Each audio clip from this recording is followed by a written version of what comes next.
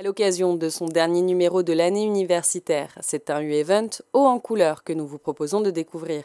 Au sommaire, les étudiants d'art plastique repeignent les murs de la cour du bâtiment des premiers cycles. Sylvain Fisson vous présente le colloque Evry Bio de ses étudiants de biologie et Evry Bio Senior axé sur la recherche. Et enfin, Alain Zozim nous parle du colloque sur la science, la technologie et la paix qu'il a organisé en mai dernier. Dessinés sur les murs, des générations d'enfants en ont rêvé, les étudiants de Marlène Bourderon l'ont fait. C'est dans le cadre de leur unité d'enseignement libre d'art graphique que les étudiants ont rhabillé les murs de la cour du bâtiment des premiers cycles en y dessinant une fresque, un travail artistique qui représentait une première pour beaucoup d'entre eux. Ce sont des étudiants qui n'ont pas de formation en art plastique au départ.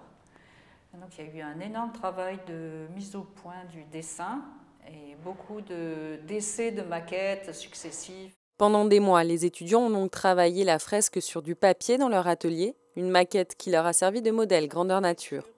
Se déroulant tout au long des bâtiments du premier cycle, la fresque onirique s'est voulue très colorée. Le parti pris est d'avoir des couleurs très vives, ce qui est tenable justement parce qu'on travaille sur une bande étroite. L'idée des étudiants était aussi de faire quelque chose qui ouvre sur un autre espace que celui de la cour. Donc c'est simplement un élément qui démarre et hop, qui s'en va. Mais avant d'en arriver à un tel résultat, les étudiants ont dû esquisser la fresque avant de la peindre. Pas toujours évident pour ces novices qui ont dû reproduire leur dessin à la craie sur un mur à la peinture. Pour ce qui est des couleurs, on a travaillé avec ce qu'on appelle des craies sèches. Donc une couleur qui est de l'ordre du graphique, sur laquelle on peut appuyer. Par contre, le dessin sera peint donc avec des pinceaux, de la peinture, donc un matériau fluide au lieu d'un matériau solide et un outil souple au lieu d'un outil rigide. Nous vous invitons à découvrir cette œuvre d'art, un petit rayon de soleil dans la grisaille ambiante. Le 23 mai dernier, les licences 3 de biologie ont organisé leur deuxième colloque scientifique à l'IBGBI. S'en est suivi le lendemain le colloque Evry Bio Senior autour de la recherche en biologie. À cette occasion, nous avons rencontré Sylvain Fisson, coordinateur des deux événements. Il nous explique en quoi ont consisté ces deux journées. Première journée aujourd'hui, donc colloque L3 Bio, qui est une journée pour les juniors, donc faite par les étudiants de licence de biologie et avant tout pour eux, dans le sens où c'est partie intégrante d'un projet bibliographique, puisqu'ils ont à étudier l'aspect scientifique d'une brève dédiée au grand public, mais derrière laquelle se cache souvent un article scientifique sérieux et qu'ils doivent décrypter.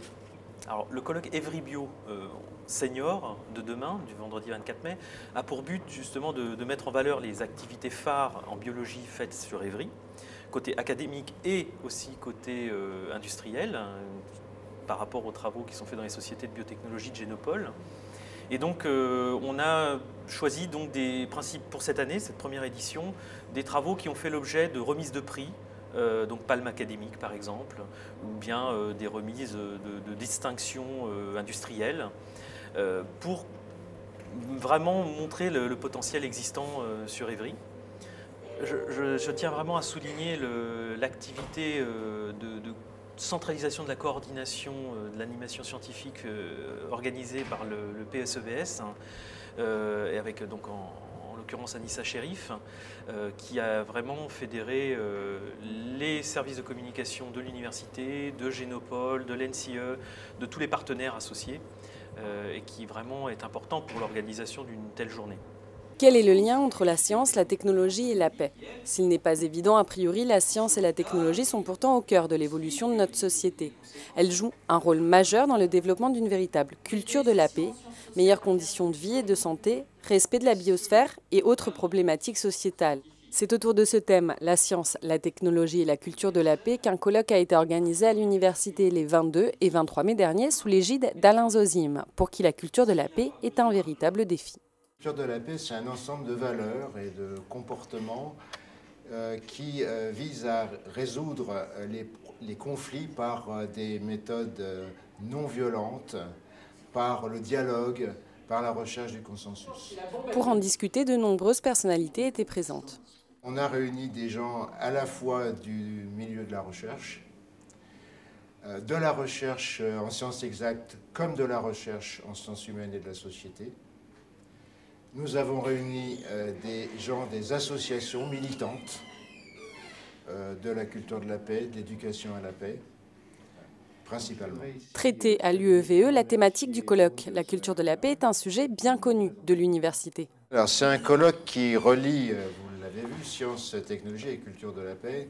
Et la culture de la paix est une action que notre université mène depuis déjà 7 ans à travers une action de formation, une unité d'enseignement libre face aux défis du monde actuel, la culture de la paix et de la non-violence. Cette action est unique dans le paysage universitaire français et s'inscrit dans l'esprit du programme culturel de l'université.